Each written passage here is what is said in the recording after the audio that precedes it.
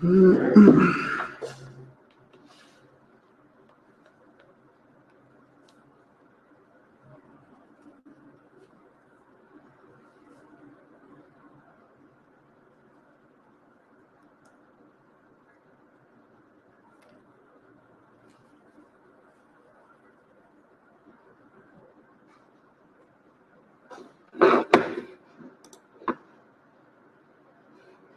अस्सलाम वालेकुम class, how are you?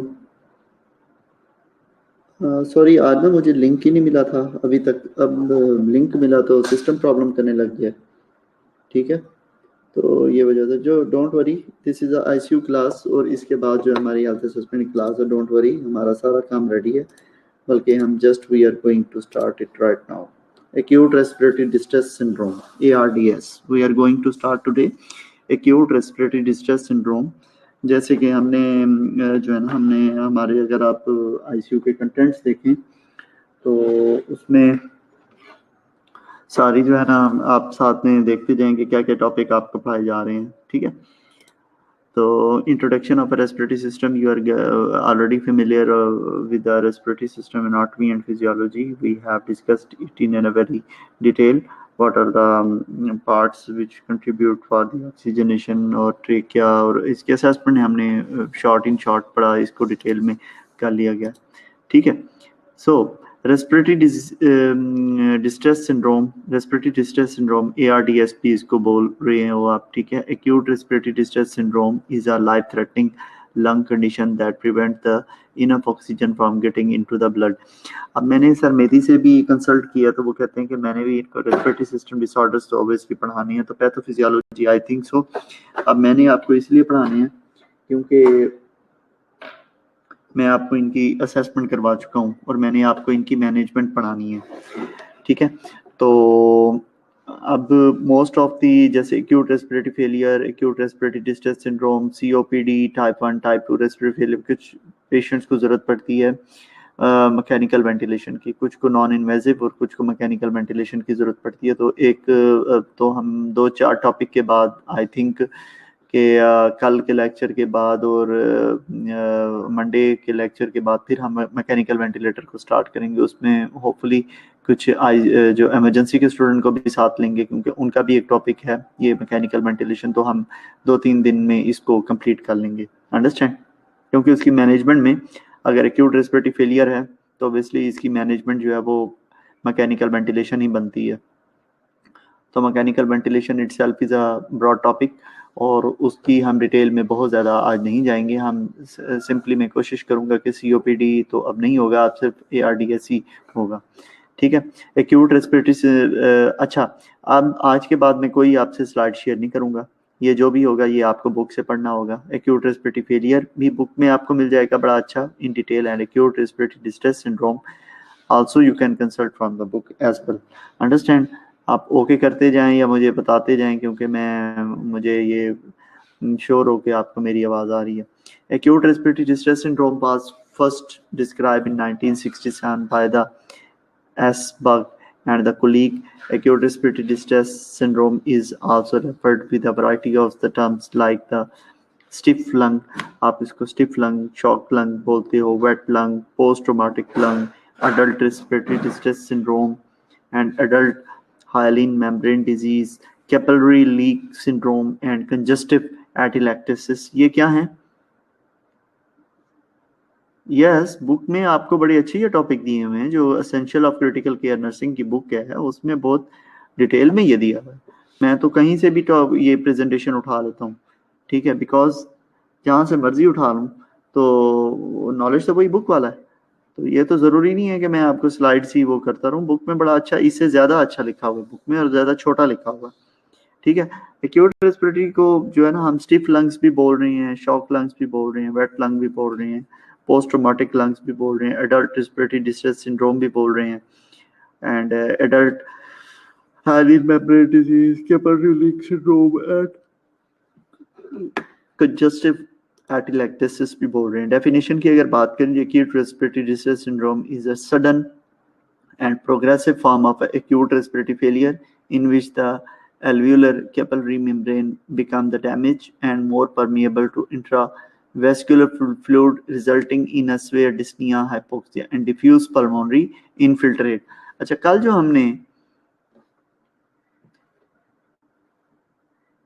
जो हमने पैथोफिजियोलॉजी एक्यूट रेस्पिरेटरी फेलियर की पढ़ी थी टाइप 2 में भी तो यही थी ना कि बेसिकली क्या होता है, उसकी जो एल्वियोलर लाइनिंग होती है वो डैमेज हो जाती है, ठीक है। तो क्या होता है इसमें, क्या है जी, acute respiratory distress syndrome is a sudden and progressive form of the acute respiratory failure in which the alveolar capillary क्या हो गई हैं, बिकम्स डैमेज हो जाती हैं। अब ये डैमेज हो जाएंगी तो क्या होगा, and more permeable to intravascular fluid, तो इसके नतीजे में इंट्रावेस्कुलर फ्लूइड जो है ना वो क्या होगा, वो गुजरना शुरू हो जाएगा, बजाय इसके कि यहाँ से जो एल्वियोलर कैपिलरीज हैं इनमें गैसेस का एक्सचेंज होना होता है, लेकिन अब क्या होगा, फ्लूइड शंट होने लग जाता है। तो काज क्या होता है, severe dyspnoea, hypoxia and diffuse pulmonary infiltrate. और आप अगर एक्सरे में देखो तो एक्यूट पल्मोनरी इन्फिल्ट्रेट्स नजर आते हैं क्योंकि वहां पे वाटर होता है। Aetiology and risk factor, direct lung injury हो सकता है कि डायरेक्ट लंग इंजरी हो। Common causes, aspiration of a gastric content और अदर सब्सटेंसेस। फॉर एग्जांपल हम कहते हैं पेशेंट्स में ARDS डेवलप हुआ है, हो सकता है कि वो एस्पिरेशन की वजह से हो, एंड वायरल बैक्टीरियल नमोनिया की वजह से ARDS जो है वो हो गया हो। लेस कॉमन कॉजेज जो हैं वो include chest trauma, embolism, fat embolism, air embolism and amniotic fluid aspiration, inhalation of toxic substances and near drowning and O2 toxicity and radiation pneumonitis। ये क्या है, इसकी पॉसिबल जो लेस कॉमन जो aetiologies हैं जो कि कंट्रीब्यूटिंग फैक्टर हैं। लेस कॉमन हो सकता है कि सेप्सिस, आपको मेहदी साहब बहुत डिटेल से पढ़ाएंगे। Severe traumatic injury, less common causes are the acute pancreatitis, anaphylaxis, prolong cardiopulmonary bypass surgery and disseminated intravascular coagulation, multiple blood transfusion, narcotic drug overdose, non-pulmonary systemic diseases, severe head injury, shock and massive blood transfusion। ये most less common हो सकती हैं, लेकिन आपको जो है ना common जो है ना पता होनी चाहिए। Bacterial नमूनिया cause to ARDS syndrome and aspiration of the gastric content are the, आज पढ़ा है सेप्सिस, वेरी गुड। तो आपको बड़ी अच्छी तरीके से इसको हो सकता है, लेस कॉमन हो सकता है। उसमें ये हो सकता है, आप सेप्सिस तो आपने पढ़ लिया है, बेसिकली ये क्या है, shock sepsis, basically bacterial infection, बड़े अच्छी आपको अंडरस्टैंडिंग होगी। Okay, schematic presentation of the pathophysiology of ARDS। अब मेहदी साहब आपको मैं तो बड़ा अच्छा पढ़ाएंगे, लेकिन ये मेरे पास जो है ना कुछ मुश्किल सी एक स्कीमेटिक प्रेजेंटेशन है इसकी पैथोफिजियोलॉजी ऑफ ARDS। मैंने सबसे पहले आपसे बात की कि एल्वियोलर लाइनिंग को क्या होता है, डैमेज होता है। This is the damage to the alveolar lining, is it? This is a damage in what form? Alveolar जो एपिथेलियम है ना वो डैमेज हो जाती है। मिसाल के तौर पे जब वो डैमेज होगी तो उसमें इन्फ्लेमेशन भी होगी, इन्फ्लेमेटरी मेडिएटर्स भी वहाँ पे आएंगे। ये पढ़ा होगा ना इन्फ्लेमेशन में आपने, साइटोकाइनिन्स भी आएंगे, हिस्टामीन भी आएगा उसको हील करने के लिए, ठीक है। अब ये क्या है जी, damage alveolar wall, surfactant production होगा क्योंकि लंग्स में सर्फेक्टेंट होता है टू उसको हील ऑफ करने के लिए।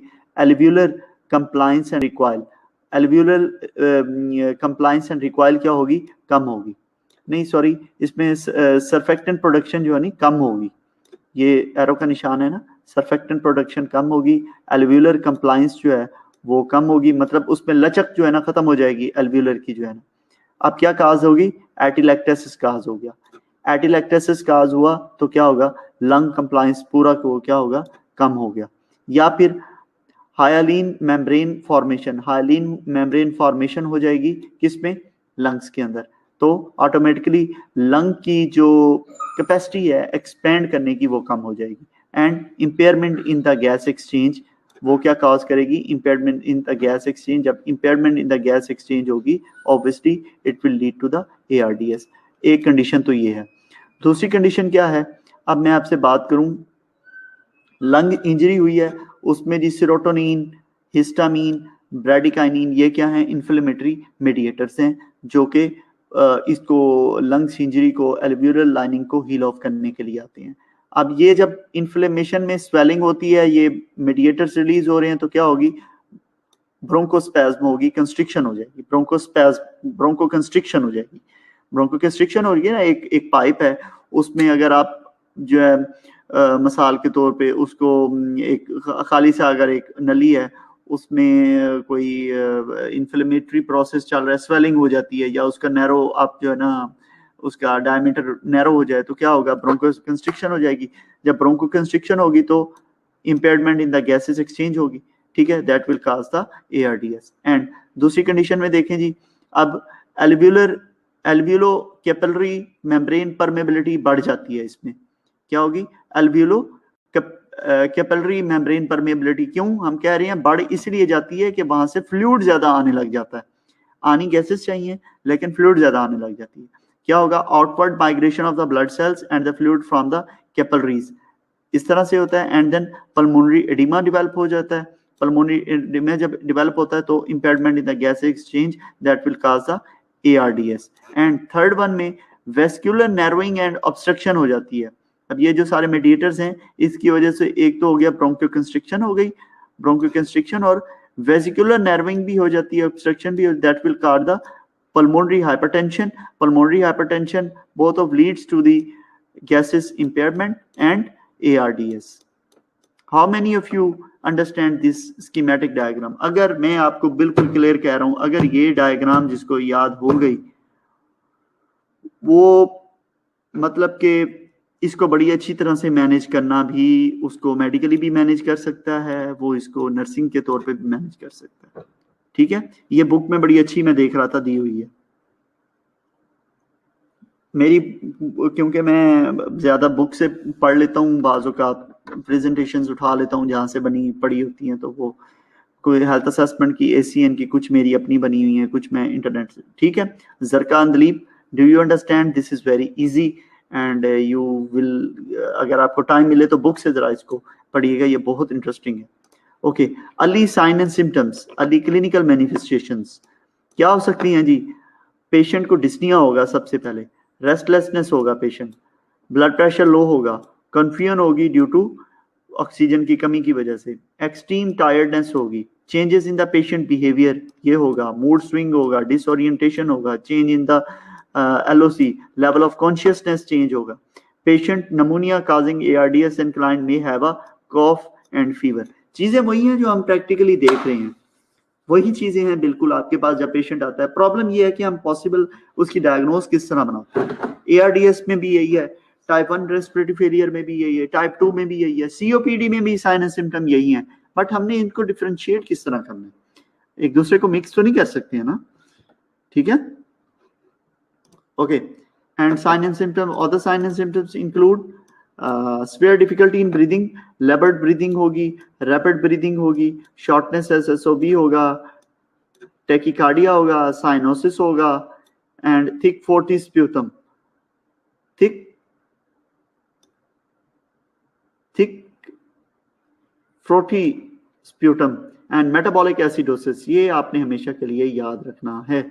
metabolic alkalosis acidosis होता है इन ARDS में मेटाबॉलिक एसिडोसिस होता है। Then abnormal breath sounds like crackles क्यों आएंगे अगर मैं पूछूं तो अनीता से, क्रैकल्स क्यों होंगे? रेस्पिरेटरी असेसमेंट को आप याद करें जरा, यहाँ पे क्रैकल्स आ रहे हैं, फ्लूइड आ रहे हैं जी, फ्लूइड आएंगे, बेस में क्रैकल्स होंगे। And partial pressure of carbon dioxide with respiratory alkalosis, and क्या होगा जी? Partial pressure carbon dioxide with respiratory alkalosis. अगर रेस्पिरेटरी अल्कोलोसिस होती है तो partial pressure of carbon dioxide क्या होगा? लो होगा, एंड लो ऑफ ऑक्सीजन, ठीक है। History of above symptoms fluid की वजह से, एग्जैक्टली, वेरी गुड। फ्लूइड क्योंकि हम खुद कह रहे हैं फ्लूइड एक्सचेंज हो रहा है, गैसेस एक्सचेंज हो नहीं रही हैं। Good. History of the above symptoms on the physical examination में हम जब हिस्ट्री ले रहे होते हैं, auscultation reveals abnormal breath sounds, review your health assessment findings right now. यहाँ पे आप अपनी हेल्थ असेसमेंट की बुक में जाएंगे, देखेंगे कि यहाँ पे ARDS में क्या उसका पैटर्न है। दूसरा, अब यहाँ पे बात हुई थी थिक फ्रोथी स्प्यूटम की। स्प्यूटम की भी टाइप्स हैं, आप अपनी बुक को फॉलो करें। रेस्पिरेटरी सिस्टम असेसमेंट में टाइप्स ऑफ स्प्यूटम, मैंने क्वेश्चन इस तरह के मैं देता होता हूँ एग्जाम में। ये जो आप पढ़ रहे हैं इसमें से कोई चीज नहीं आनी, मैंने टिपिकली आपकी क्रिटिकल थिंकिंग को एवेलुएट करना है, ठीक है। अब यहाँ पे बात हुई जी, मैं पूछ सकता हूँ कि नमूनिया में स्प्यूटम किस तरह का होता है। यहाँ पे बात हुई है कॉफ की, कॉफ किस तरह की होगी, प्रोडक्टिव होगी नॉन प्रोडक्टिव होगी। फीवर किस टाइप का होगा, इंटरमिटेंट होगा, रेमिटेंट होगा, या किस तरह से होगा, ठीक है। तो आपकी ये असेसमेंट बुक आपको बताती है कि इस डिजीज में ये पैटर्न होगा। Auscultation reveals abnormal sounds, obviously ARDS है तो उसमें नॉर्मल साउंड्स होंगी नहीं, एबनॉर्मल होंगी। The first test to be done ABGs interpretation. ABGs में क्या क्या फाइंडिंग्स होंगी सलमा? ब्लड टेस्ट करवाएंगे हम, इसके अलावा चेस्ट एक्सरे कराएंगे, ब्रोंकोस्कोपी करवाएंगे and sputum culture and analysis करवाएंगे। Other test are the CT scan and echocardiogram. हाँ जी, ABGs इंटरप्रिटेशंस मुझे बताएं जी, इसमें क्या क्या फाइंडिंग्स आप ABGs में क्या दो चीजें देखेंगे?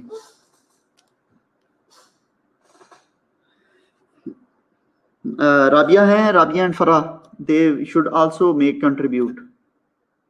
भाई 23 लोग हो गए हो, ये तो ICU की क्लास है पता है ना। असेसमेंट की क्लास में हम 4:30 के बाद आएंगे सारे, ठीक हो गया। Next, common complications are nosocomial pneumonia. Nosocomial pneumonia की वजह से कम हो जाएगा हैं, partial pressure of carbon dioxide कम हो जाएगा, और ऑक्सीजन का क्या होगा? pH check, yes. अपना नहीं भाई, 4:30 है ना। ओके, ये उल्फत मैडम, ये ICU की क्लास है। अगर आप इमरजेंसी ग्रुप से हो ना, तो इमरजेंसी वाले ये लेक्चर मेरा अटेंड कर सकते हैं, उनको बेनिफिट होगा, नुकसान नहीं होगा। अदर कॉम्प्लिकेशंस, O2 टॉक्सिसिटी हो सकती है, स्ट्रेस अल्सर हो सकता है, ट्रेकियल अल्सरेशन हो सकती है, yes, and blood clot leading to deep vein thrombosis and pulmonary embolism. ये क्या हो सकती है, इसकी कॉम्प्लिकेशंस हो सकती हैं अगर हम इसको ट्रीट नहीं कर रहे हैं तो। ओके, अब इसकी मेडिकल मैनेजमेंट की तरफ चलते हैं जी। क्या मैनेजमेंट हो सकती है? हम ARDS की डेली पेशेंट देख रहे होते हैं, हॉस्पिटलाइज करना पड़ता है उनको, because they need the intensive care unit, और वहां पे आप जैसी नर्सेस पेशेंट को डील करती हैं। No specific treatment for ARDS exist, and हम क्या कर रहे होते हैं, स्पोर्टिव मेजरमेंट कर रहे होते हैं। स्पोर्टिव में क्या है जी, सप्लीमेंटल ऑक्सीजन दे रहे हैं। अच्छा मुझे एक चीज तो बताएं आप, मैंने एक चीज पढ़ी नहीं है अभी तक, हम ICU में मोस्टली नॉन रीब्रीदर मास्क से 15 लीटर ऑक्सीजन देते हैं, ऐसे ही है? सुन रहे हैं आप मुझे सारे? मुझे जरा, क्योंकि मैं ये समझता हूँ मैं आपका ना फैसिलिटेटर हूँ यहाँ पे, मुझे आप सर कहते हैं। फरजाना, आपका डेली का प्रॉब्लम है आवाज का, अपने सेल को वो करें। मैं आपका फैसिलिटेटर हूँ, और क्योंकि मुझसे ज्यादा एक्सपीरियंस के लोग भी इस ग्रुप में होंगे, मेरा 9.5 साल 10 साल का एक्सपीरियंस है, ठीक है, टोटली ICU का ही है, और हो सकता है मुझसे ज्यादा भी लोगों का आपका एक्सपीरियंस होगा। नॉन रीब्रीदेबल मास्क का हम 15 लीटर से देते हैं। ये कोविड वाले मरीजों को नेजल कनीला से भी 15 लीटर पे दे रहे होते हैं, ये क्या वजह है? मुझे आज तक ये समझ नहीं आई, क्या ये राइट मेथड है?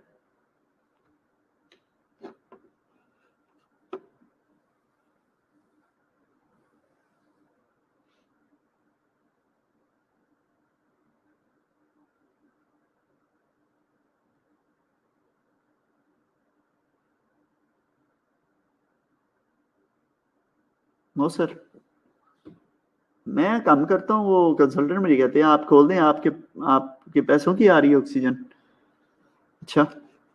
अच्छा, मैकेनिकल रेस्पिरेटर हम देते हैं एंड पोजीशनिंग स्ट्रेटजीज करते हैं, turn the patient from the spine to prone and P देते हैं। क्या मतलब है पी देते हैं? 15 लीटर एनआरएफओ तो देते हैं।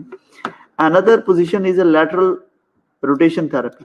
हाँ जी, अब आपको पता होना चाहिए ARDS में इसके अलावा कुछ भी नहीं है।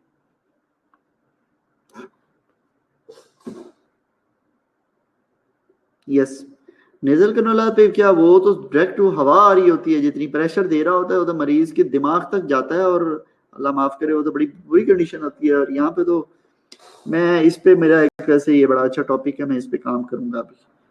ठीक है, ओके, समझ आ गई आपको? मैं जो आसानी से, मुश्किल चीज आसान से आपको पढ़ाना चाह रहा हूँ।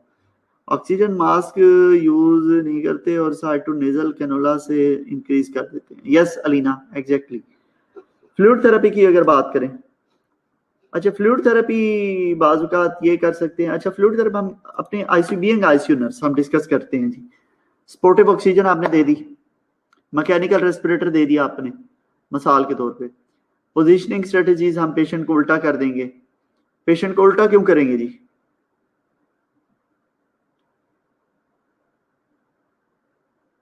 यस, कार्बन डाइऑक्साइड रिटेन होती है ना उससे,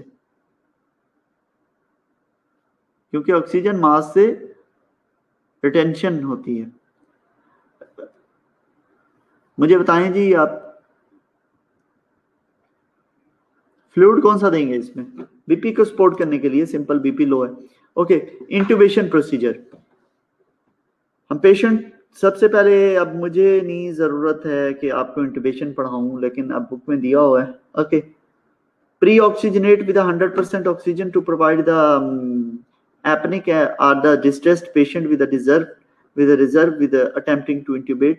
Do not allow more than 30 seconds to any intubation attempt.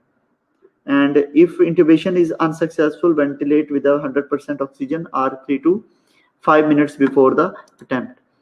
Intubation procedure you will, अच्छा जल्दी से मुझे बताते जाएं जी, इंट्यूबेशन प्रोसीजर में क्या क्या चीजें आपके पास रेडी होनी चाहिए, जल्दी से बताएं। इंट्यूबेशन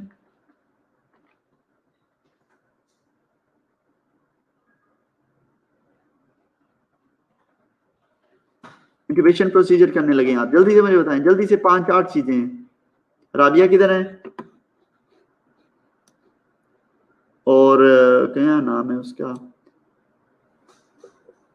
नाजमा किधर है? फरा नहीं बोल रही आज।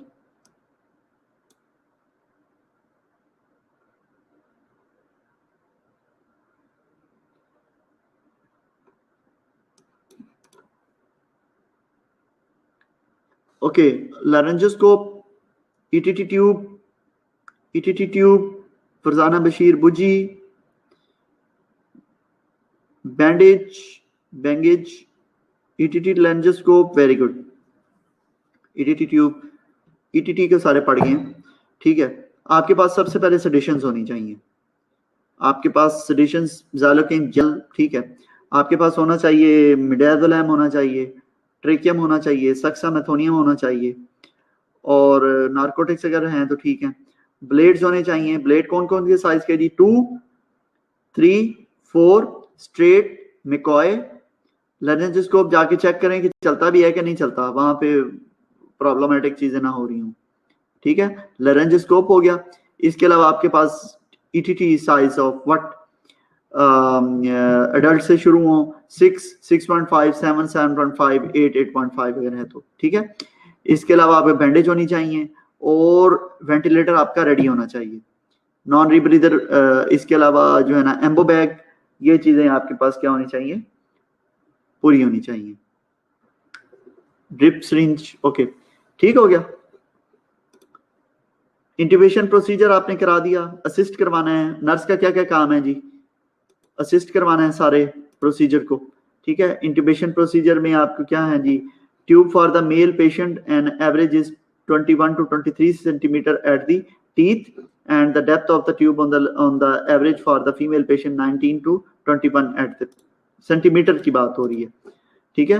21 से 23 सेंटीमीटर टीथ पे होनी चाहिए मेल में, और 19 से 21 तक female.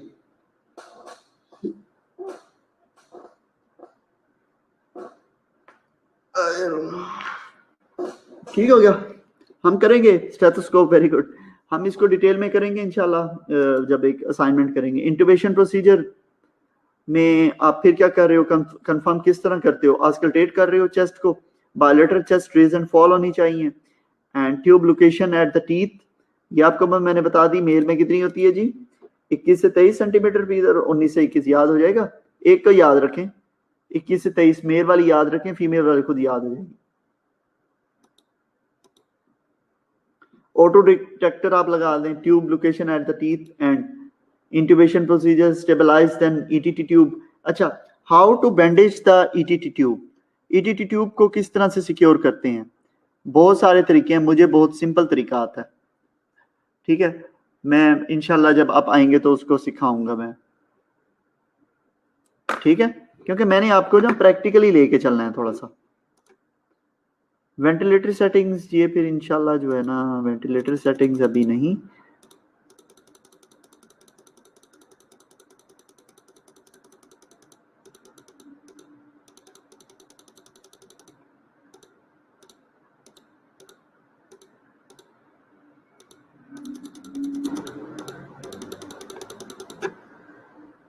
Okay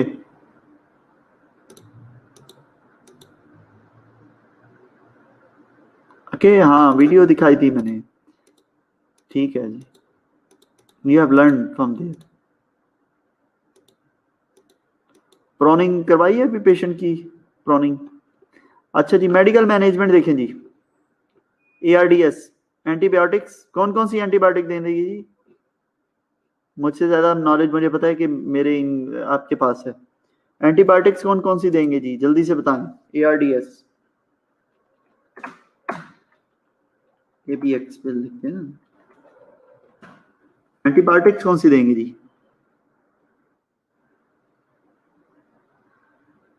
anti inflammatory, corticosteroids, diuretics, drugs to raise the blood pressure, ceftriaxone, है सेप्ट्रेक्सोन से क्या नजर नहीं आ रहा आपको,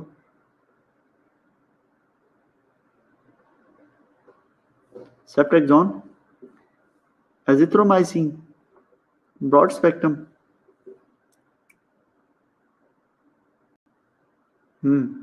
क्या देंगे जी, और क्या दे सकते हैं।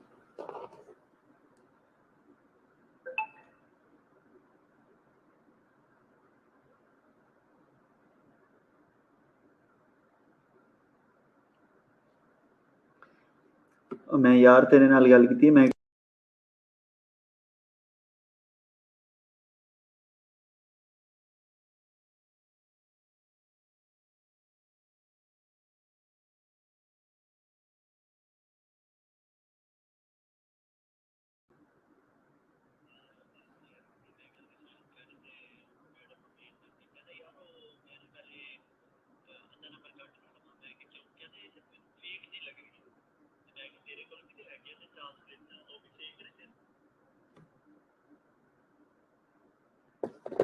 Naskil, Mofist, okay, Tenzo, Meropenem, very good.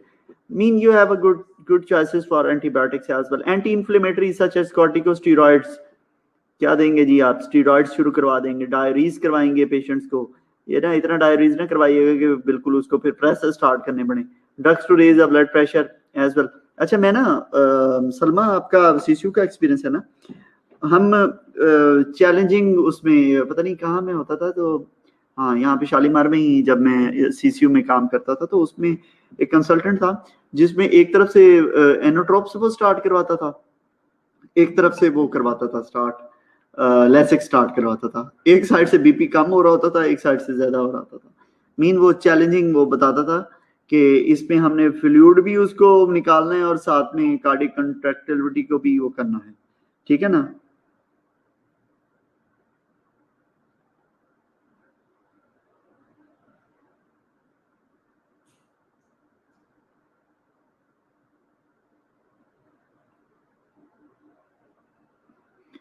ठीक है, स्क्रीन शो नहीं हो रहा अलीना, बाकी सबको हो रहा है?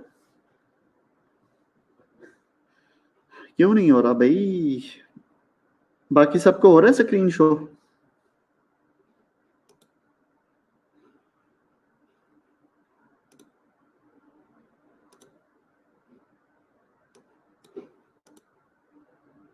No? Oh I am sorry, पता नहीं क्यों नहीं हो रहा भाई। मैं तो स्क्रीन से ही पढ़ रहा हूँ, मैं कहाँ से पढ़ रहा हूँ?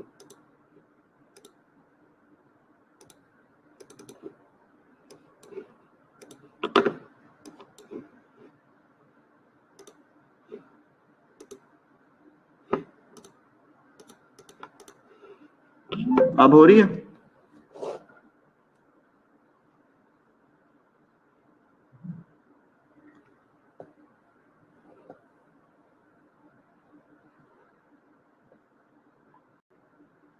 अब हो रही है? ओके, मेडिकल मैनेजमेंट में आगे जी एंटीबायोटिक्स आप लोगों ने मुझे बता दी बड़ी ज़बरदस्त तरह से। अच्छा, अब मैनेजमेंट में यही चीज़ें हैं ना? मेडिकल मैनेजमेंट में हम आपको, अब आपको अगर ARDS आ जाता है, write down the management of ARDS, मेरा नहीं ख्याल है कि कोई भी हमारा स्टूडेंट ना लिखे। एंटीबायोटिक्स बता दी आपने, ऑक्सीजन थेरेपी आपने बता दी, पोजीशनिंग बता दी आपने, सपोर्टिव थेरेपी बता दी आपने, कहा कि ब्लड प्रेशर को मॉनिटरिंग हो गई, SpO2 मॉनिटरिंग हो गई, ABGs करवाएंगे, ठीक है। तो मैकेनिकल वेंटिलेशन के लिए पेशेंट को रेडी रखेंगे, डायरेटिक्स लगाएंगे, ड्रग टू रेस्ट आइनोट्रोपिक हम स्टार्ट करेंगे, anti anxiety medication, muscle relaxant दे सकते हैं, एंड इनहेल ड्रग्स, ब्रोंकोडायलेटर दे सकते हैं। समझ आ गई? वेरी इजी है ना? अब जो काम की चीज, हमारी बहुत काम की चीज जो है ना, वो ये स्लाइड है। जैसे कि कल भी मैंने आपको बताया था, मोस्ट ऑफ द स्टूडेंट जो है ना, मैं आपको बता रहा हूँ, वाइट पेजेस ले लें, वाइट पेजेस पे ये साथ साथ लिखते जाएं कि सर ने रेस्पिरेटरी सिस्टम से रिलेटेड हमें ये डायग्नोसिस, नर्सिंग डायग्नोसिस तैयार करवाई हुई है, ठीक है। Ineffective breathing pattern related to decrease lung compliance, lung compliance कम हुई है ना, हमने बताया था एल्वेलर एपिथेलियम की जब डैमेज होता है तो उसकी लंग कंप्लायंस कम हो जाती है। Decrease energy as characterised by dyspnoea, abnormal ABGs, cyanosis and use of the accessory muscles। ये जबरदस्त किस्म की जो है ना, आपको पता है पेपर किस तरह आना है? आपको पेपर आना है, a patient comes to the ICU with a respiratory rate इतना, with a cyanosis, BP इतना, ये वो फ्लांडिंग, तो आपको उस पे जो है ना पॉसिबल डायग्नोसिस बनाना होगा, तो आपने ये इस तरह से बनानी है, ठीक है। And impaired gas exchange related to diffusion defect as characterized by hypoxia, restlessness, irritability and fear of the suffocation, hypercapnia, tachycardia and cyanosis। अब ये देखें कि साइन एंड सिम्टम एक है आपके पेशेंट में या एक से ज्यादा है, तो वो आपने वहां पे खुद से असेस करना है। Risk for decrease cardiac output related to positive pressure ventilation, जब आपका पेशेंट वेंटिलेटर पे होता है तो वो तब आपने ये बनानी है। Ineffective protection related to positive pressure ventilation, decrease pulmonary compliance and increase secretion at characterised by crepts, altered chest expansion, abnormal APGs and restlessness। अच्छा, ये सारी पढ़ लें, ये आपकी जो है ना डायग्नोसिस है सारी। Risk for impaired skin integrity related to prolong bed rest and prolong intubation and mobility, ये हो सकता है। Knowledge deficit related to health condition, new equipment and hospitalise as a characterised by increase frequency of the question posed by the patient and the significant others. ये क्या है सारी 7 मैंने इस पे आपको जो है ना नर्सिंग डायग्नोसिस जो है ना वो दी ARDS पे। फिर इस पे जब आप आएंगे तो हम आपको बताएंगे कि नर्सिंग केयर प्लान किस तरह से बनानी है।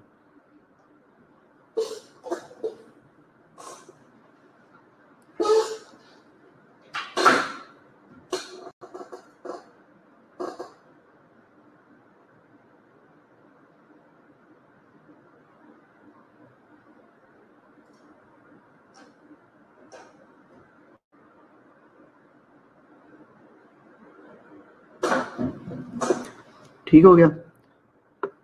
Did you got it?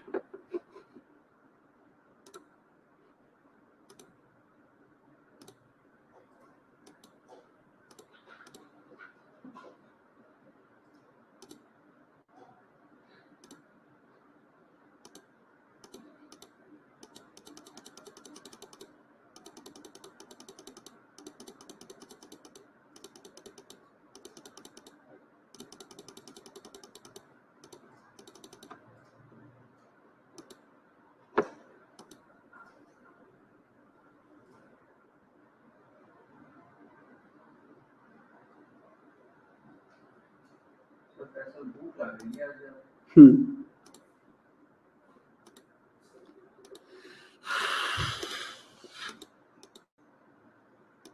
चार, अच्छा मैं क्या 2 स्थाई हो गए, 4 स्थाई हो गए।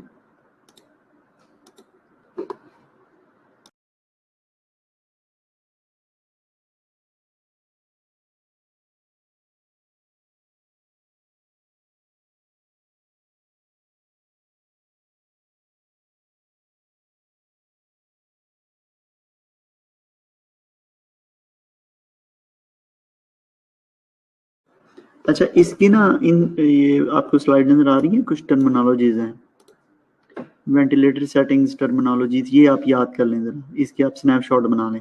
AC, IMV, SIMV, by level.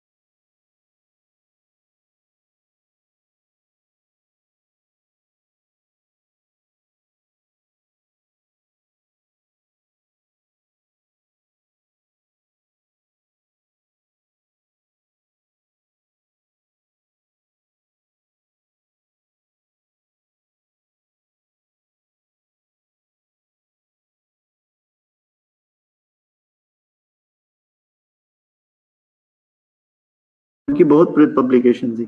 Class ठीक है, इसके तरह स्नैपशॉट बना लें दोनों का, और इंशाल्लाह ताला हम जब वेंटिलेटर्स करेंगे स्टार्ट तो फिर इसको बड़े अच्छे तरीके से डिस्कस करेंगे। ठीक है, now the time of your class is end and times to begin for the health assessment.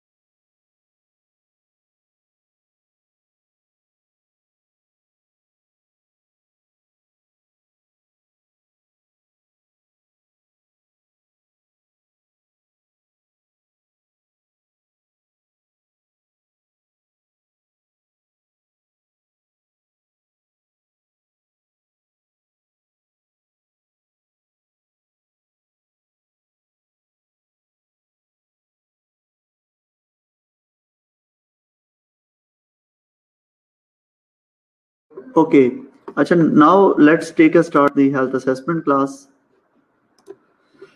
हाँ जी, आज असेसमेंट में ना आपका बहुत फेवरेट टॉपिक मैं पढ़ाने वाला हूँ सबका। क्या टॉपिक हो सकता है, सारे जरा मुझे बताएं। बहुत इजी और आपका सबका फेवरेट।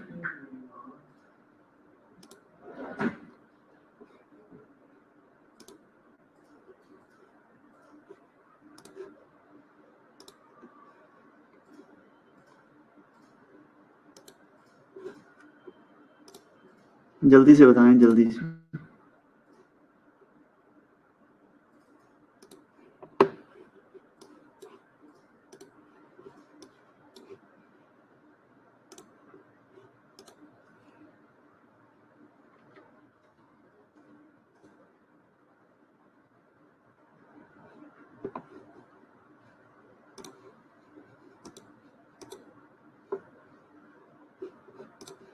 यूनिट 2।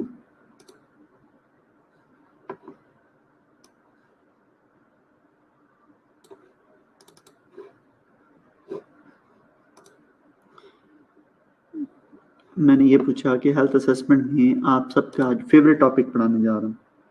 फेवरेट और जिसको कहते हैं बहुत इम्पोर्टेंट।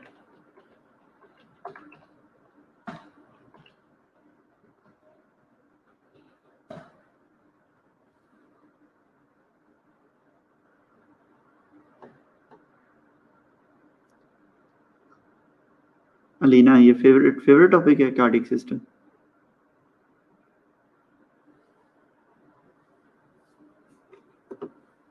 एसी बंद कर दूं? जरूरी नहीं है वैसे ना। कैसे आप लोग मुद्दा बेटा जल्दी से ना बाकी लोगों को मैसेज करिए ऑनलाइन पहुंचना प्लीज। ये कॉस्ट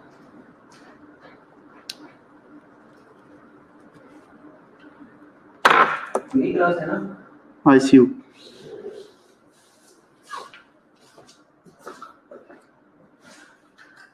ओके वेल जल्दी से चेक करें अपने क्वेश्चन और हम लास्ट क्लास में डिस्कस कर रहे थे रिलेटेड आप बता दें, क्या बता दूं? के बारे में भी डिस्कस किया था। हाइपर और हाँ जी, उल्फत आई है, उल्फत। राइट।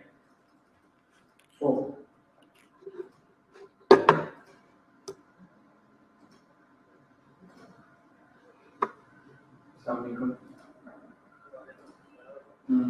ठीक है,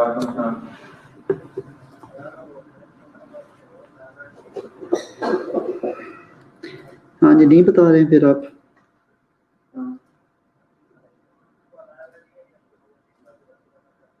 टीचर गिरा हुआ है।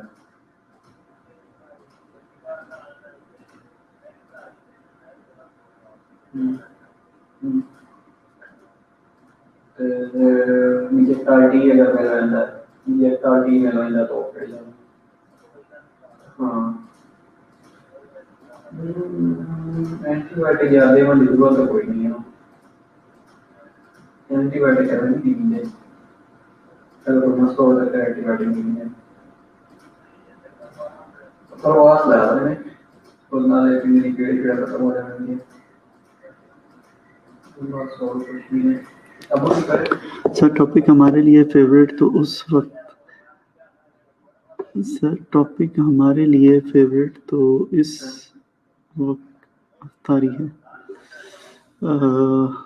चलें जी, आपने नहीं बताना, मैं आपको शेयर कर देता हूँ। ये लें जी, this is your most favourite thing. Skin assessment of skin, patient assessment integumentary system होती है ना। स्किन बहुत इंपॉर्टेंट होती है और बहुत सबके लिए फेवरेट होती है कि इसको ज़रा हेल्दी रखना है, इसको फ्रेश रखना है, इसके लिए बड़ा कुछ करती हैं जो महिलाएं होती हैं।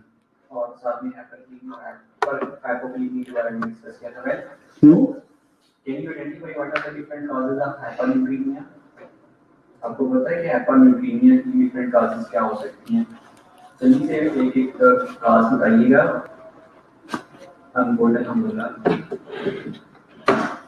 हाँ जी, patient integumentary system assessment. The first of all we take a start from the history taking। History taking से हम स्टार्ट होते हैं जी। मुझे जल्दी से बताएं, स्किन से रिलेटेड हिस्ट्री क्या क्या पूछेंगी? क्या रिपीट हो गया? मैंने पूछा है हाइपरन्यूट्रीमिया की कॉज क्या है, what is repeating? Skin related history क्या पूछेंगे हम पेशेंट से? जल्दी से मुझे बताएं, 25 स्टूडेंट मेरे साथ हैं। वालेकुम अस्सलाम to all of you once again. तो ये देखिए ओके हो सकता है, ठीक है।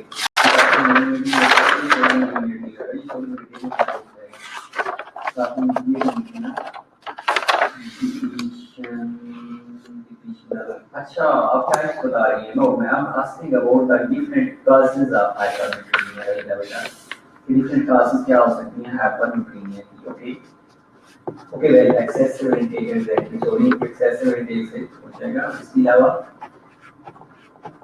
okay, excessive salt intake, previous skin disease, color of the skin, ठीक है ना मेहरुनिसा? देख रहे हैं आप, हर बंदा कंसर्न होता है।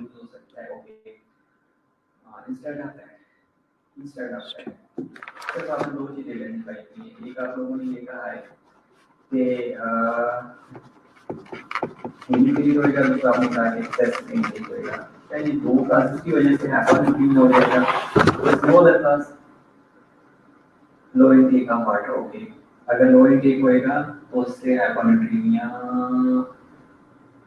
कैसे होगा?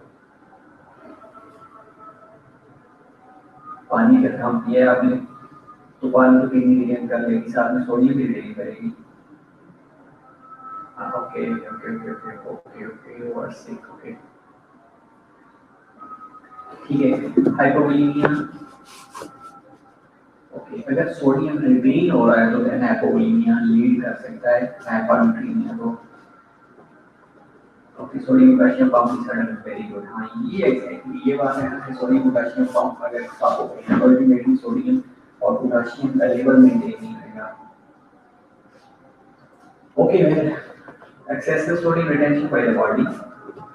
इसके अलावा अगर बॉडी के अंदर फर्स्ट मैकेनिज्म एक्टिवेट नहीं हो रहा, पोटेशियम का लेवल इंक्रीज हो रहा है लेकिन आपका फर्स्ट मैकेनिज्म फेल हो गया है।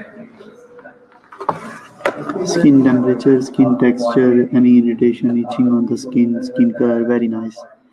Okay, let's take a start what the book says. Past skin disease, any disease of the past. Who say previous disease? Gudia. Year of exposure to sun, use of the tanning bed, and other environmental factors. अब tanning bed क्या है जी?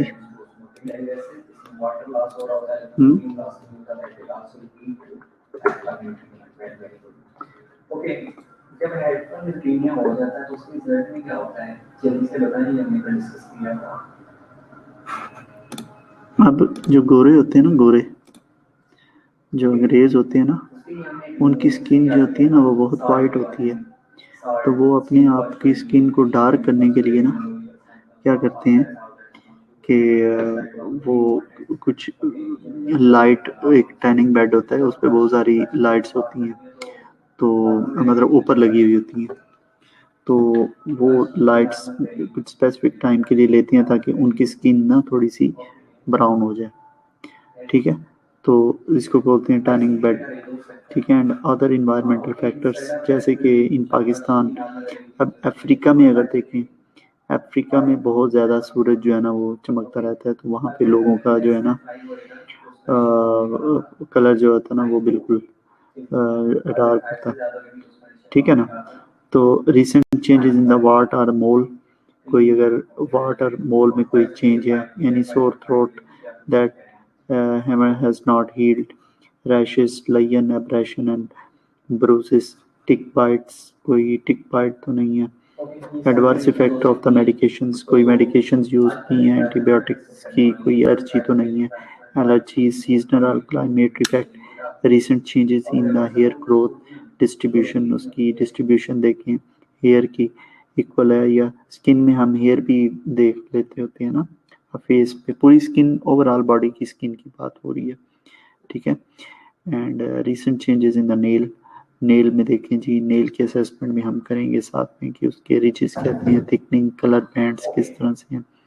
Recent changes in sensation of the pain, heat, cold, अब देखें कि आपकी जो skin में जो सेंसेशन है वो इंटैक्ट है या नहीं है, पेन की सेंसेशन आप फील कर सकते हो या नहीं, हीट की और कोल्ड की, and thyroid, endocrine and circulatory disorder associated तो नहीं है स्किन डिजीजेस के साथ। ठीक है, एग्जामिनेशन ये थोड़ी सी बहुत शॉर्ट असेसमेंट है, चलो मेरी और पता नहीं, एक प्रेजेंटेशन मुझे मिली नहीं, वो पड़ी होगी लैपटॉप में, अभी जो मिली है वो उसी से पढ़ लेते हैं। अच्छा जी, जनरल प्रिंसिपल ऑफ एग्जामिनेशन के क्या होंगे जी? जनरली हम प्रिंसिपल पेशेंट को किस तरह से प्रिपेयर करेंगे, हम पेशेंट से कंसल्ट लेंगे, वर्बल उसे एक्सप्लेन करेंगे जो हम आपकी स्किन की असेसमेंट करने वाले हैं। इतनी देर लग सकती है उसमें, आप उसको मेक श्योर करो कि ये प्राइवेसी होगी, कोई भी आपका जो डाटा, हम आपकी जो फाइंडिंग्स होंगी वो किसी से शेयर नहीं करेंगे। अब एग्जामिनेशन में, स्किन की एग्जामिनेशन में हम सिर्फ दो चीज़ें करते हैं, इंस्पेक्शन एंड पल्पेशन। इंस्पेक्ट करेंगे, आंखों से देखेंगे और उससे स्किन को टच करेंगे। ठीक है, इन टेंचमेंट क्लाइंट सिटिंग किस तरह से होगी? Inspect and palpate all the visible skin surfaces, आपके पास जो विजिबल सारी सरफेसेस हैं उसको अच्छे तरीके से आप इंस्पेक्ट करें। evaluate the lions, draw if helpful, evaluate the lions, draw if helpful। आप कोई भी lions को देखें, अगर वहाँ पे कोई lion है मतलब abnormality स्किन कोई वो है, ठीक है, स्ट्रक्चर्स हैं तो उनको देखें। Inspect the hair and nail, hair और नेल को भी आप देखें। Inspection. It includes the assessment of the color determined by the presence of the four pigments: melanin, carotene, hemoglobin and deoxyhemoglobin। अब जो आपकी स्किन का कलर जो है ना वो बेसिकली मेलानिन की वजह से होता है। ठीक है, यहाँ पे चार दिए हुए हैं कि मेलानिन, कैरोटीन, हीमोग्लोबिन और डीऑक्सी हीमोग्लोबिन की वजह से आपकी स्किन का कलर बनता है। Determination of the presence of the lesions, rashes और any increase of the vascularity, आप उसमें स्किन को असेस करें। Assessment of the condition of the nail and hair, nail और हेयर को भी आप देख रहे होते हैं। Colour, first of all colour देखें जी। हाँ जी, कलर में क्या क्या फाइंडिंग्स हो सकती हैं जी? या तो कलर रेड हो सकता है स्किन का, ब्लैक हो सकता है, येलो हो सकता है, ब्लू हो सकता है, यही कलर हो सकते हैं ना।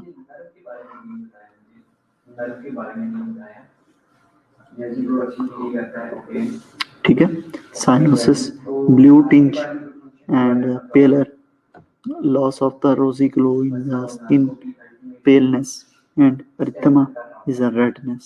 Lesions primary and secondary lesions हो सकती हैं। प्राइमरी लेयन और सेकेंडरी लेयन्स में फ़र्क क्या होता है कि प्राइमरी लेयन्स जो होती हैं वो जो रैशेस वगैरह होते हैं वो प्राइमरली स्किन से वो होते हैं, मीन फॉर्मेशन होती है, और सेकेंडरी जो है ना वो प्राइमरी लेयन्स जब खराब होते हैं तो वो सेकेंडरी लेयन्स को डेवलप करते हैं। ठीक है, लेयन्स क्या होती हैं? लेयन्स एनी जिसकी मैं आसानी से वो करना चाहूँगा, लेयन्स की तारीफ, लेयन्स जो हैं वो आप कह सकते हैं कि कोई डैमेज स्किन को जो होती है। ठीक है, this is a Leyen. Assess each lesions for the ABCD. ABCD के लिए आप lesions को assess करें। A asymmetry of the shape, B border irregularity, C color variation within one lesion, and D is the diameter. ठीक है, याद हो जाएगा। तो हाइपोलेशन का लेवल अगर कम हो जाता है तो लेवल अगर लेस देन 1.5 मिलीमीटर का लेवल है, इसे नॉर्मल लेवल ऑफ मैग्नीशियम कितना है?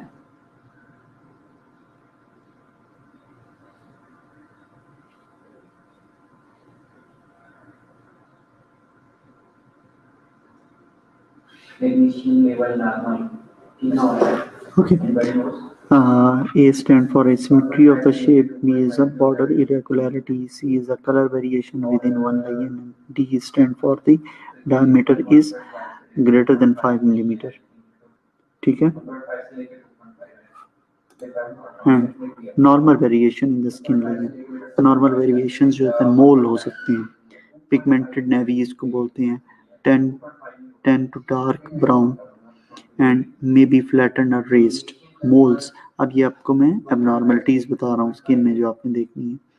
स्ट्रेच मार्क, स्ट्रे, ये जो होती हैं प्रेगनेंसी इंड्यूस्ड जो पड़ जाते हैं ना एब्डोमेन पे, उसको स्ट्रेच मार्क सिल्वर और पिंक कलर के हो सकते हैं, may be caused by the weight gain और द प्रेगनेंसी। फ्रैकल्स हो सकते हैं, flat macules anywhere on the body, these are freckles.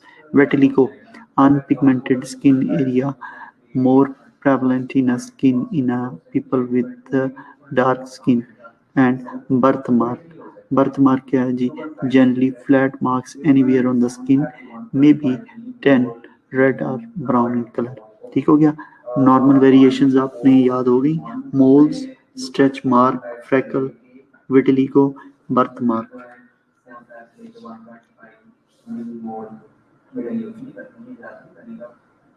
तो 1 पॉइंट समथिंग से बन जाएगा, 1.5 1.4 2.5 बनेगा। विटिलिगो नहीं होती वो जिसको पुलबेरी आप बोलते हो?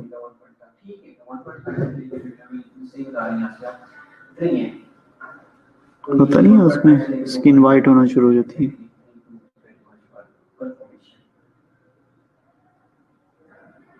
ओके, रेडियस में आप यूज नहीं कर रहे हो तो इसका बहुत इंपॉर्टेंट है, बट इसकी ओके ठीक है बेटा, एग्जैक्टली 2.5 1.5 से लेके 2.5 है। ओके, 1.8 से लेके 3 अकॉर्डिंग टू बोथ ये भी है। ओके चलें, लेकिन 1.8 1.7 1.7 1.8 ये तो वैल्यू मैंने भी देखी थी कि 1.7 से लेके 1.7 1.8 ठीक है। And skin assessment technique for the client with the darker skin. आप देखें जो डार्क कलर के जो पेशेंट होते हैं उनके लिए तो मसला हो जाता है ना, हमारे लिए मसला हो जाएगा उनको थोड़ा सा असेस करना। अगर उनमें हमने साइनोसिस चेक करनी है तो किस तरह से करेंगे? Assess for the skin colour abnormalities, for example pallor, and cyanosis, inflammation, jaundice, skin bleeding and any lesions. ठीक है, आपने स्किन कलर जो assess for the skin colour abnormalities में, अब ये स्किन की जो एबनॉर्मलिटीज़ हैं वो पैलर हो सकती हैं, साइनोसिस हो सकती है, इन्फ्लामेशन हो सकती है, जांडस हो सकता है, या फिर स्किन ब्लीडिंग हो सकती है एंड लेजन्स हो सकती हैं। Inspect the skin, look for the sign of oedema, moisture, petechiae and ecchymosis. Petechiae इसको बोलते हैं, पिटैची एंड एक्मोसिस में फ़र्क पता है क्या है? What is a petechiae and what is a ecchymosis? यहाँ पे अगर दिया वो प्रेजेंटेशन में, एक मिनट, ठीक है, तो काजेस क्या क्या हो सकते हैं? पोअर डेक हो सकता है, GI अब्जॉर्प्शन पोअर हो सकती है, या उसकी ब्लीडिंग ज़्यादा हो सकती है, अदर कंडीशन ड्यूरिंग लॉसेस। इसमें मिसिंग है पिटैची एंड एक्मोसिस, वेरी सिंपल है, आप इसे ज़रा नेट पे देख लें इसकी पिक्चर ना, पिटैची एंड एक्मोसिस। वो मेरी दूसरी प्रेजेंटेशन में है, मैं उसको कल इंशाल्लाह, वो कंटेंट तो सेम है इसके। मैं अगेन अपने लिए वेरीफाई करूंगा वो बुक से, लेकिन आप 2-3 लोगों ने गवर्नमेंट एड से लेके जनरल पार्टी मेंशन किया है। Okay, inspect the skin, skin के एरिया आप देखें जी, एडिमा देखें, मॉइस्चर देखें, पिटैची देखें एंड एक्मोसिस देखें जी। ठीक हो गया। अब ये बहुत इंपॉर्टेंट यहाँ पे है कि नहीं, ये skin colour abnormalities, skin colour abnormalities में पैलर देखें जी। सबसे पैलर क्या होगा कि पीलिया होगा, डिक्रीज ब्लड फ्लो, उस साइड पे ब्लड फ्लो जो है ना वो डिक्रीज होगा। Oxy haemoglobin flow to the tissue, oxy haemoglobin जो होगी वहाँ पे टिश्यूज़ में होगी। एंड एक्सेसिव पेल स्किन होगी, मैनिफेस्टेशन इन डार्क स्किन और लाइट स्किन में कंपैरिजन यहाँ पे बताया गया। ठीक है, ये आपने ज़रा देख लेना है। Cyanosis, increase deoxyhaemoglobin in the cutaneous circulation, cutaneous circulation में डी ऑक्सी हीमोग्लोबिन का फ्लो ज़्यादा मतलब कि इंक्रीज होता है। एंड लाइट कलर लोगों में ग्रीनिश ब्लू कलर होगा, और डार्क लोगों में क्या हो गया, ash grey colour of the conjunctiva. आप किस तरह से चेक करते हैं उसको, ये दिस इज़ वेरी इंपॉर्टेंट। जब मैंने आपको असेसमेंट ये करवानी है तो ये चीज़ें मैं आपको पढ़ा रहा हूँ, तो मैं आपसे एक्सपेक्ट कर रहा हूँ कि ये आप मुझे डिमॉन्स्ट्रेट करके बताएंगे।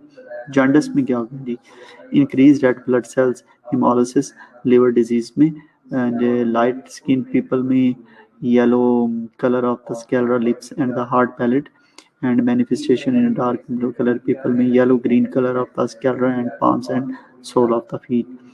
अरिथमा में क्या होगा जी, इन्फ्लेमेशन होगा, manifestation in light colour people में रेडिश टोन होगा, और डार्क में क्या होगा, tipper brown and purple tone.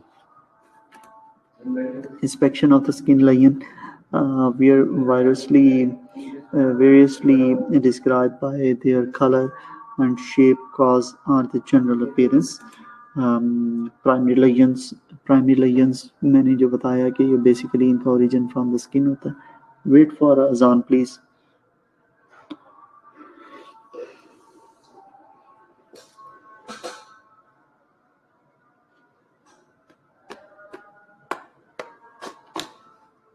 Okay मैं अजान के बाद बताता हूँ।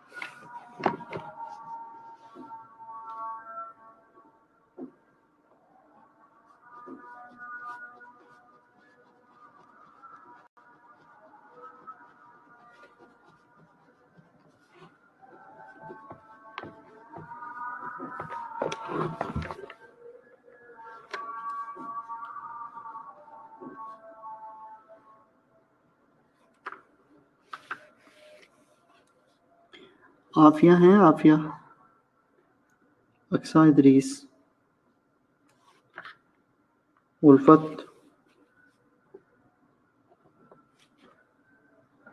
शंजा, जरका, कोमल। कोमल तो नहीं है ना?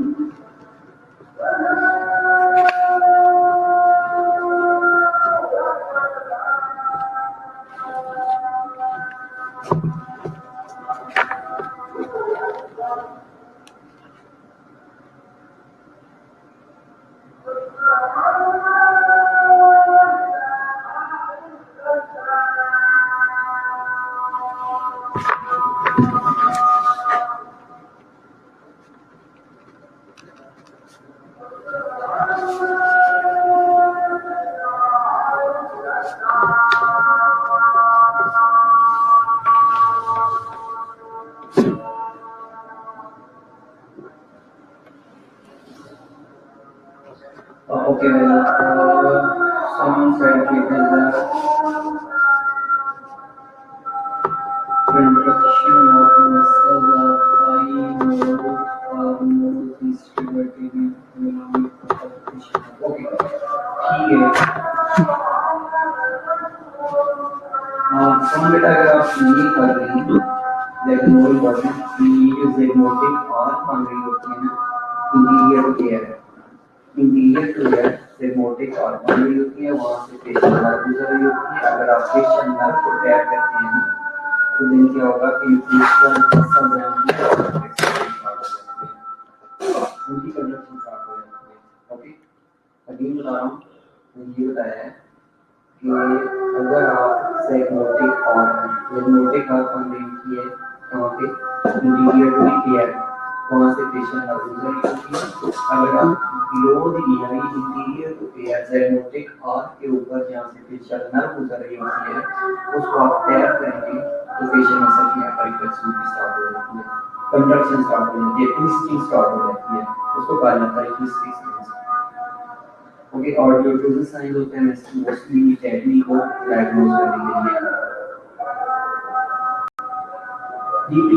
टेनियम रिफ्लेक्शन में बेटा ये होता है कि हैमर से सेट कर रहे होते हैं और उसकी हाइपर रिफ्लेक्सिबिलिटी होनी शुरू हो जाती है। ये टेनियम रिफ्लेक्शन रिफ्लेक्स उसकी रिफ्लेक्स एक्टिविटी को देख रहे होते हैं ना, टेनियम रिफ्लेक्शन में भी कितनी एक्टिव है, हाइपर एक्टिविटी नहीं है या लेस एक्टिव नहीं है, हाइपर एक्टिविटी हो रही है।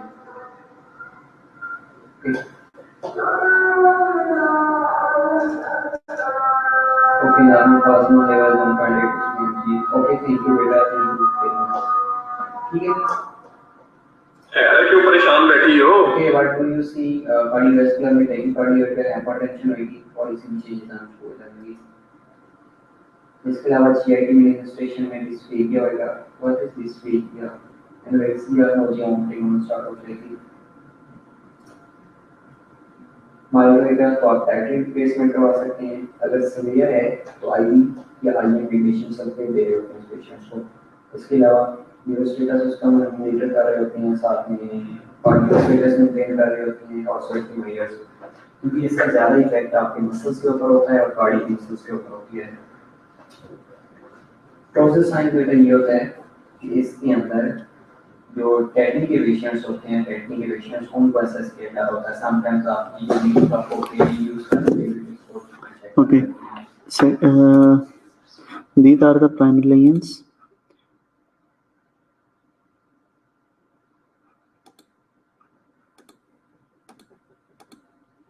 प्राइमरी लेजेंस मैक्यूल, इनका डायमीटर जो होता है ना वो लेस देन 1 होता है। पैप्यूल, नोड्यूल, इनका भी लेस देन, लेकिन इनकी ये डिस्क्रिप्शन है, ये आप सबको ना याद करनी पड़ेंगी। प्राइमरी लेयंस एंड ये है सेकेंडरी लेयंस। सेकेंडरी लेयंस जो है ना, erosions, excoriations, fissure ulcer, scale, petechiae, purpura and ecchymosis very, ठीक है। दिस आर द और ये जो है ना टाइप ऑफ द स्किन लेयंस, जैसे ब्लिस्टर, बुला एंड कोमेडो, क्रस्ट, ये इसमें से आपको कुछ याद करनी पड़ेंगी जो कि एमसीक्यूज में इनकी कैरेक्टरिस्टिक्स भी, और ये सारी, क्योंकि आपने इनका पढ़ा हुआ होगा, तब आप जो है ना स्किन जब असेस करते हो तो आप ये आइडेंटिफाई कर सकते हो कि ये प्राइमरी लेयन है या सेकेंडरी लेयन है, ठीक है। एंड स्किन एग्जामिनेशन, स्किन अब एग्जाम जब करने लगते हो तो इंस्पेक्शन, कलर को नोट करें, note symmetry and shape, shade, pink, light brown, dark brown and ruddy, coffee lesions, note any note the size and the location, shape and color and arithma, note the location, size and blinching.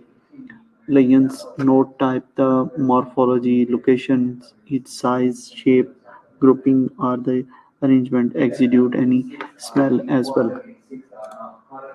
Palpation, skin को हम palpate किस तरह से करते हैं जी? Palpation confirms the size of the lions and the determines whether they are flat or the slighter rays. अगर lions हैं हमारी स्किन में हम क्या क्या कुछ देख रहे होते हैं टच करके, पेशेंट को जब पल्पेशन हम कर रहे हैं। इंस्पेक्शन में तो आपने हमें बता दिया, अब हम पल्पेशन में क्या चेक कर रहे होते हैं, मुझे कौन बताएगा कि क्या कुछ हम देख रहे होते हैं, टच में फील कर रहे होते हैं, क्या कुछ फील करना है आपने।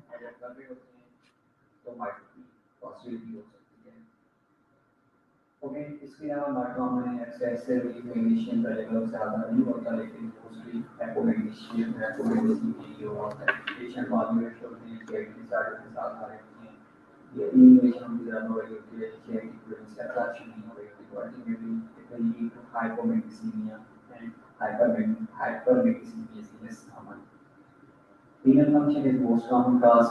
Renal function में अगर renal failure हो गई है, एडिसन डिजीज हो गई है, रेटिनोपैथी और insufficiency हो गई है, आंत के ट्रीटमेंट के लिए या डायबिटिक रेसिडोसिस है, तो इसके अंदर क्या होगा कि हाइपरमैग्नीशियमिया होगी। तो इसमें पहली चीज़ है renal failure है, renal failure हो सकता है कि मैग्नीशियम इमीडिएटली नहीं होगी, होना शुरू हो जाएगी। दूसरी कंडीशन है एडिसन डिजीज। एडिसन डिजीज के अंदर क्या होता है कि इसमें एड्रेनल इनसफिशिएंसी होना शुरू हो जाती है, लेकिन एड्रेनल ग्लैंड्स मोस्टली कैसे काम होता है, ग्रीनी के ऊपर होता है और ये कॉर्टिसोल बहुत काम प्रोड्यूस करना शुरू कर देता है।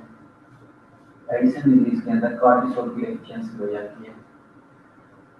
विजुअलाइजेशन करवाता है, ओके वेल ठीक है, अगर मैग्नीशियम विजुअलाइजेशन करवाता है, विजुअलाइजर में यूज हो रहा होता है, लेकिन बेटा एग्जैक्ट कुछ नहीं पता, मैं किसी से पूछूंगा ये कैसे करूंगा, आपको कंफर्म कर दूंगा।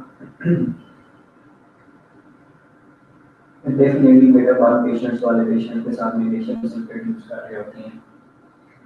ओके, इसके अलावा एडिनोपार्टिकल इनसफिशिएंसी हो सकती है या एंटी डायबिटिक रेसिडोसिस, मैग्नीशियम का लेवल ज़्यादा हो सकता है। हार्मोनल अबनॉर्मलिटी हो सकती है, लाइक आपका कॉर्टिसोल है ये रिलीज नहीं होता है। इसके अलावा एल्डोस्टेरोन की एफिशिएंसी होना शुरू हो जाती है या मोर टू रिलीज होना शुरू हो जाता है एडिनोकॉर्टिकल इनसफिशिएंसी के अंदर। ओके, सबसे पहले व्हाट डू यू सी, क्या देखना है आपने कि डिक्रीज न्यूरोमस्कुलर एक्टिविटी हुई है। अब ये देखिएगा कि इसके अंदर hypo active deep tendon reflexes हैं। अगर हाइपोमैग्नीशियमिया होगा तो hyper active deep tendon reflexes होंगी, और अगर हाइपर है तो उसके अंदर हाइपो डीप टेंडन रिफ्लेक्स होंगी। ओके, एस्थमा वाले पेशेंट्स को न्यूट्रलाइज करते हैं मैग्नीशियम सल्फेट से, वेल ठीक है। ओके, बाकी लोग क्या कहते हैं कि किसी ने ये प्रैक्टिस देखी है मैग्नीशियम सल्फेट के साथ पेशेंट को न्यूट्रलाइज कैसे हो, अगर करती हैं तो विटामिन चेक से नहीं पता है पड़ोगा इसको तो आपको डेफिनेटली विजुअलाइजेशन पास करता है, लेकिन ये नहीं पता कि वो रेस्पिरेटरी मसल की विजुअलाइजेशन पास करता है या प्रोग्लोस की विजुअलाइजेशन पास करता है, ये नहीं करता, उसके इफेक्ट है ये नहीं है। अपोजिट डेफिनेटली अपोजिट है दोनों। ये हम डीप टेंडर रिफ्लेक्सेस की बात कर रहे हैं।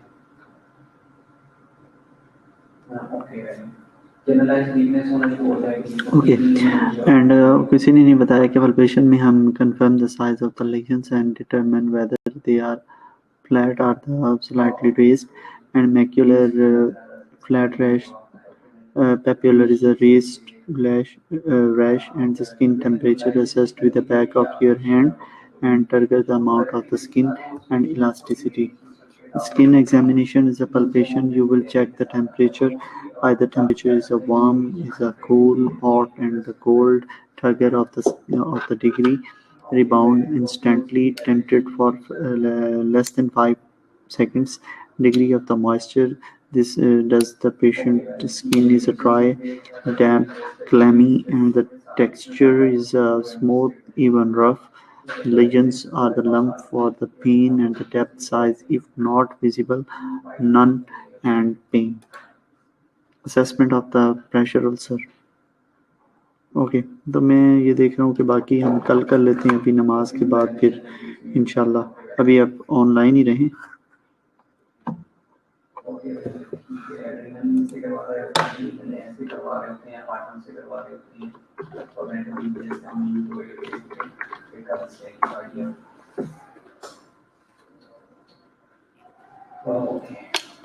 इसके अलावा आपको टैबलेट के increase fluid renal function is normal. अगर रीनल फंक्शन नॉर्मल है पेशेंट्स का प्रॉब्लम फ्लूइड इनटेक ज़्यादा करते हैं। Low diuretics if no response to fluid उन कंडीशन में लेते हैं कि जब फ्लूइड रिस्पांस नहीं है then we will go for low diuretics. ये भी काफी ऑल्टरनेटिव है रिस्पांसेस की हो जाती है वो बेटा इसको आप पीवीटी से पढ़ने काफी है क्योंकि इसके रिलेटेड इलेक्ट्रोलाइट्स से रिलेटेड है यूएचएस की कोई क्वेश्चन आया इस कॉमन टॉपिक है। लेकिन आपको पता होना चाहिए कि इलेक्ट्रोलाइट अगर बैलेंस हो गए हैं तो उनकी कॉज क्या है, कहाँ से बैलेंस हो रहे हैं और उनकी मैनेजमेंट क्या है। ठीक है, तो साइन और सिम्टम आ जाते हैं कि हाइपरन्यूट्रीमिया और हाइपरन्यूट्रीमिया की कॉजेस देखते हैं, साइन और सिम्टम्स देखते हैं, तो इसलिए आपको डिफिकल्टी ना हो। Okay, mechanical ventilation for respiratory depression. अगर रेस्पिरेटरी डिप्रेशन होती है तो रेस्पिरेटरी पेशेंट्स को मैकेनिकल वेंटिलेशन की जरूरत पड़ सकती है और हेमोडायलिसिस फ्री डायलिसिस से करवा रहे हैं, मैग्नीशियम फ्री डायलिसिस से हेमोडायलिसिस करवा रहे हैं अगर टॉक्सिसिटी हो गई है। अगर मैग्नीशियम का लेवल ज़्यादा हो गया है तो ultimately can go for haemodialysis as well. ये डिफरेंसेस हैं। हाइपोमैग्नीसीमिया रेयर होता है, दोनों वैसे रेयर कंडीशन के अंदर हो रहे होते हैं, लेकिन कॉजेस क्या हो सकती हैं। हाइपोमैग्नीसीमिया की malnutrition हो सकती है, अल्कोहलिज्म हो सकती है, अब्जॉर्प्शन इंटेस्टाइन से कम हो सकती है, instead of that renal tubular dysfunction हो सकता है, कुछ डाययूरेटिक्स हैं जो इसको इलिमिनेट करवा देती हैं। ओके, अगर हम बात करते हैं हाइपरमैग्नीसीमिया तो उसके अंदर भी रीनल फेलियर हो सकता है या मैग्नीशियम कंटेनिंग एंटासिड्स, दूसरी आप पेशेंट्स ले रहे होते हैं एंटासिड्स तो उसके अंदर मैग्नीशियम होती है, एंटासिड्स वो ड्रग्स होती हैं जिससे क्रिकेट HCl को डिस्ट्रॉय कर रही होती हैं, उनको कहा जाता है एंटासिड और वो मैग्नीशियम कंटेन करती हैं। अगर frequently कोई पेशेंट्स प्रोलॉन्ग पीरियड के लिए मैग्नीशियम कंटेनिंग एंटासिड्स ले रहा है तो अल्टीमेटली इज बोund टू हाइपरमैग्नीसीमिया। ओके, सो आज हमने डिस्कस किया है हाइपर और हाइपोमैग्नीसीमिया। मैग्नीशियम के बारे में हमने डिस्कस किया। मैग्नीशियम का जो नॉर्मल वैल्यू है वो 1.8 से लेके 3 mg पर लिया है। यू कैन से 1.5 से लेके 2.5 भी है, 1.5 से लेके 1.8 कर लें और 1.8 से लेके और 2.5 से लेके 3 तक नॉर्मल है। ओके, इसमें हमने ये डिस्कस किया है कि हाइपोमैग्नीसीमिया होगा क्या हो सकता है, हाइपरमैग्नीसीमिया होगा क्या हो सकता है, उनकी नॉर्मल वैल्यूज हमें पता होनी चाहिए और डिफरेंट कॉजेस का पता होना चाहिए कि कौन कौन सी कॉजेस की वजह से हाइपरमैग्नीसीमिया हो सकता है और कौन कौन सी कॉजेस की वजह से हाइपोमैग्नीसीमिया हो सकता है।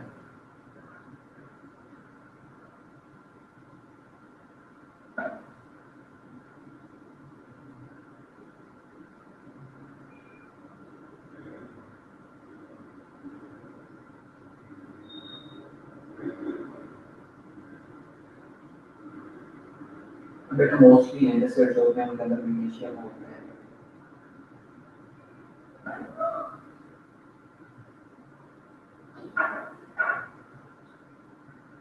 बेटा वैल्यूज के बारे में ये है कि 1.5 से 1.8 और 1.8 से लेके या 2.5 से लेके 3 तक आप ये कर सकते हैं, 1.8 से लेके 3 कर लें, ठीक है, जो कि कोड के अंदर मेंशन है। बाकी गूगल क्या कहता है, गूगल सीरीज में देखिए इसकी वैल्यू,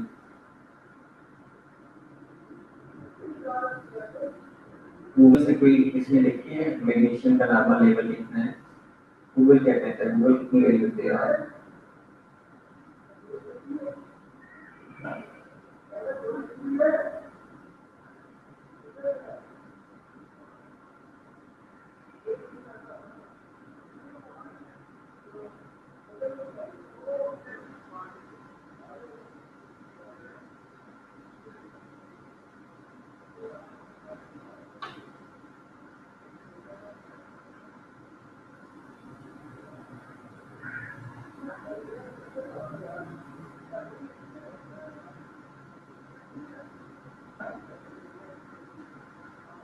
ओके 1.5 से लेके 1.7 से लेके 2.2 आई है। ओके बेटा 1.8 से आप सी कर लीजिएगा, ठीक है सर। वैसे ये था कि मेटाबॉलिक डिसीजेस की कवरेज के लिए हम पेशेंट्स को बाइकार्ब्स देते हैं, तो साथ ही कैल्शियम ग्लूकोनेटिक थेरेपी स्टार्ट कर देते हैं। इसकी रीजन क्या हो सकती है, तो मेटाबॉलिक डिसीजेस को कवर करने के लिए आप दे रहे होते हैं बाइकार्ब, क्या लेना हो सकता है, मैग्नीशियम से CO3 हो सकता है। I'm not very highly appreciated, लेकिन मैं एपेटाइट सेक्टर्स को पढ़ूंगा कि मैग्नीशियम का बाइकार्ब के साथ क्या लेना देना है, फिर आप कौन से करूँगा इसका।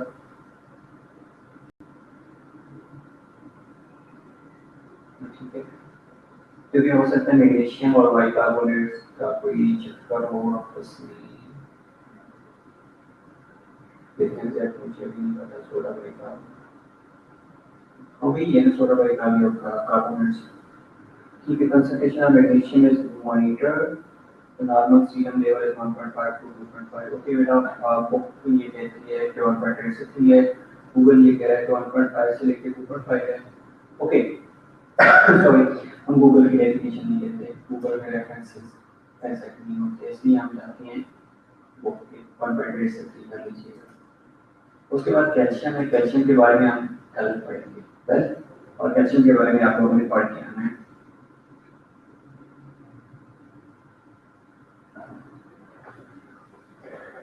Okay, MGB per year में 1.8 से 3 है, ओके।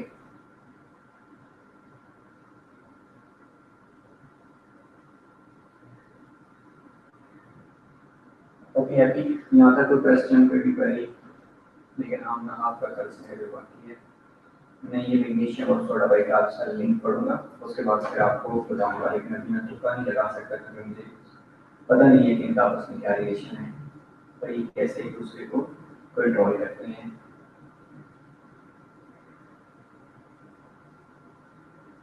हाँ बेटा मैंने यही आपको कहा है, मुझे एग्जैक्ट अभी नहीं पता ना, तो मैं इस पर पढ़ूंगा और पढ़ने के बाद फिर आपको बताऊंगा। ओके मंडे को पढ़ेंगे, ओके बड़े समझदार लोग हो गए हैं। चांस की बात लेकिन क्लास नहीं होनी चाहिए, मैं कल की क्लास ले भी सकता हूँ, आपको पता है ना, आपकी गाइडलाइन भी हो सकती है और मेरी गाइडलाइन भी हो सकती है, सो डोंट बी वरी, थोड़ा टाइम किसी टाइम भी आ सकता है।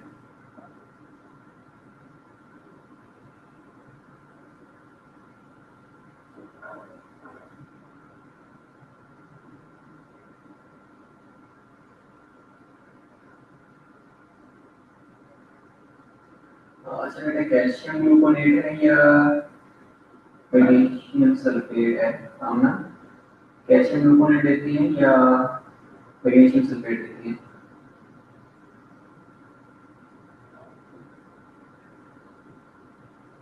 ओके श्योर मैं बेटा ले लूंगा, डीटीआर में मीट यस, डीटीआर में सी क्या कंडक्टेंसेस,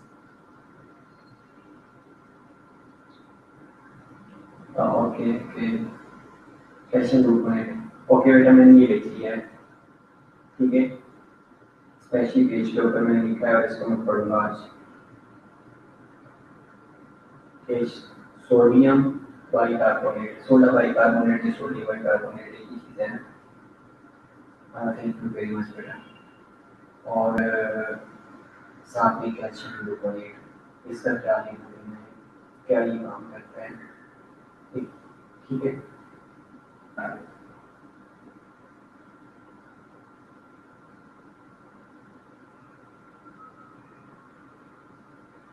ये तो कंफर्म है कि सोडा बाइकार्बोनेट एक मेटाबॉलिक एसिड्स में दे रहे होते हैं। जी किरण के क्या क्वेश्चन था, सॉरी एक मिनट, किरण का क्वेश्चन है। किरण ने क्या पूछा था बेटा? किरण मेरे स्क्रीन बेटा आपकी फाइल रीडिंग नहीं शो हो रही है क्या?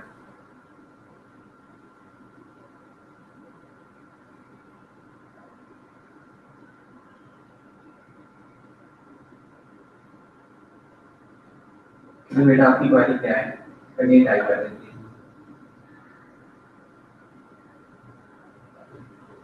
स्लाइड्स की ये नजर नहीं आ रही हो बेटा, और मैं शेयर करूंगा, आप लोग पढ़ लीजिएगा इसको, ठीक है। हाँ बेटा बिल्कुल देते हैं।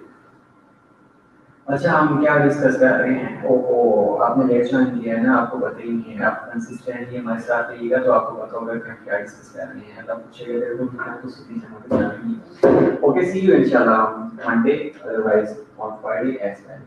Have a test week. और पढ़ लीजिएगा, टेस्ट किसका लेना है? टेस्ट तो आपके मेरी का हो गया, यस हो गया, शॉप का हो गया, यस हो गया, ब्लड प्रेशर का भी हो गया ना। हाँ जी, सो टेस्ट एक दे रहे।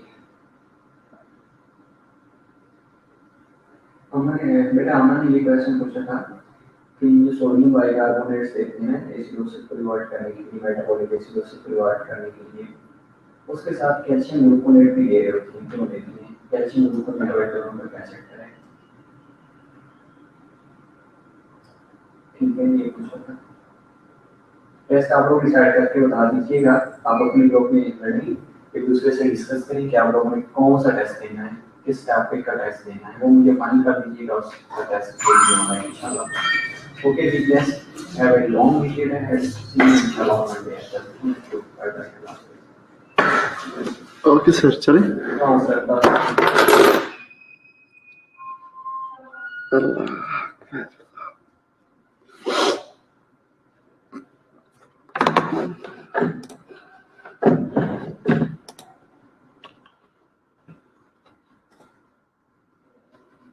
स्कूल ओपन हो गए? कुछ ओपन हो गए हैं।